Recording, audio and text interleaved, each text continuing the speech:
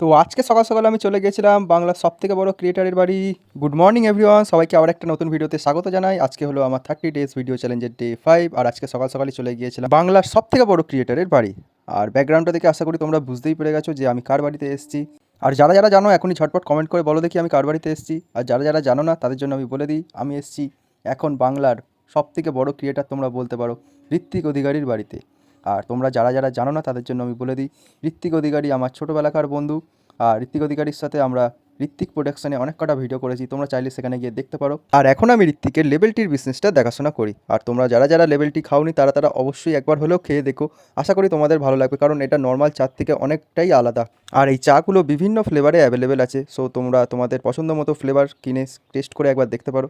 আর যে কটা অর্ডার এসেছিলো সে কটা আমি সব রেডি করে দিয়েছিলাম। আজকে ঋত্বিকের সাথে দেখা হলো না, কারণ ও একটুখানি কাজে ব্যস্ত ছিল। আর এরপরে আমি বিকালবেলা চলে গিয়েছিলাম জিমে করেছিলাম আজকে চেস্টের মধ্যে করেছিলাম হেভি বেঞ্চ প্রেস, আর তারপরে করেছিলাম ইনক্লাইন বেঞ্চ প্রেস। তোমরা চাইলে তোমাদের চেস্টের দিন এগুলোকে অ্যাড করতে পারো। আর এরপরে করেছিলাম কেবিল ক্রস ওভার, তার সাথে সুপার সেটে করেছিলাম হাই ডিপস। আর সবকটা এক্সারসাইজই 5টা 5টা করে সেট করেছিলাম। আর আজকের ভিডিও এখানেই শেষ, দেখা হচ্ছে আর পরের ভিডিওতে। টাটা।